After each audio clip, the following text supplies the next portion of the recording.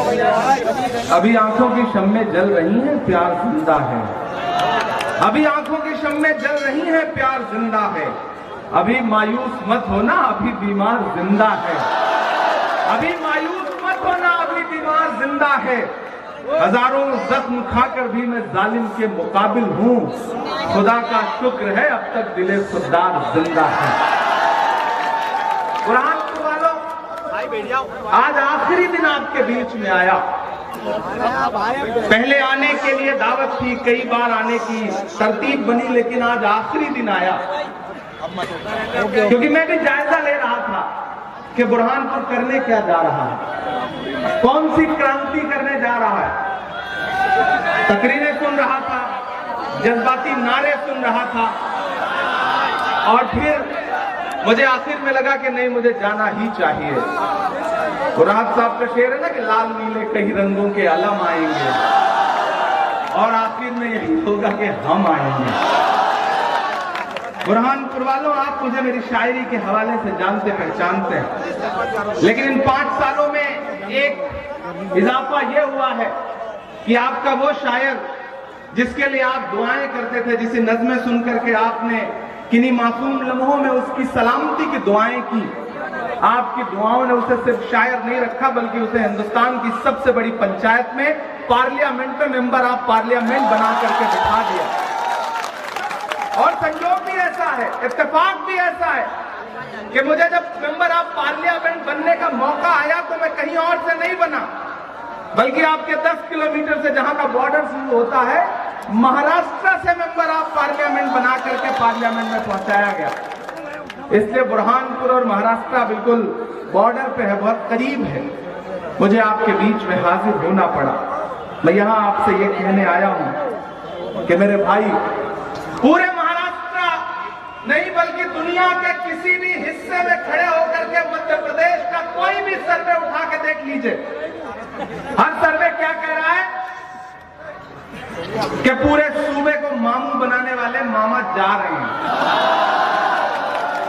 जा रहे हैं।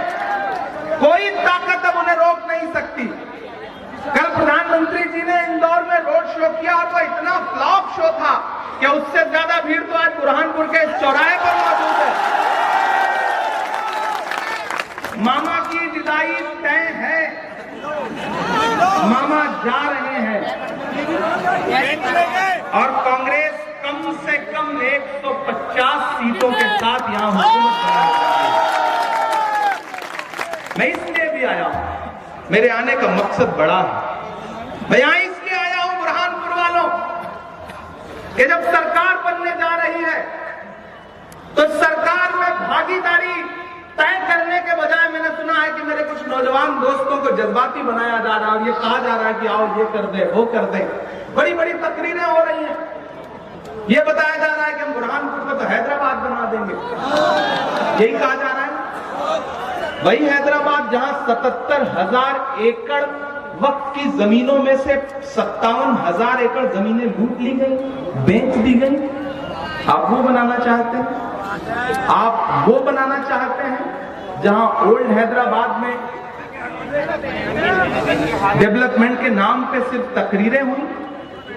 कभी हबीब जालिब ने कहा था कि सरे मिंबर वो ख्वाबों के महल तामीर करते हैं, इलाजे गम नहीं करते, फकत तकरीर करते हैं। मैंने सुना कि नारे लगवाए जा रहे हैं, मजहबी नारे। मैं दानिश्वर लोगों के बीच में खड़ा हूं। बुरहानपुर वालों, अपने मजहबी नारों को सियासी जलसों में लगाना बंद करो, वरना इतना बड़ा नुकसान है कि आने वाली नस्लें उसका भुगतान नहीं कर पाएंगी। सियासत अलग चीज है, मजहब अलग चीज है। जब तुम यही तवक्को भाजपा से करते हो तो फिर किसी और से क्यों उनके साथ शामिल होते हो?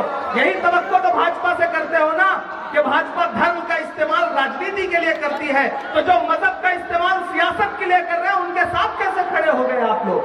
कहां चली गई समझदारी?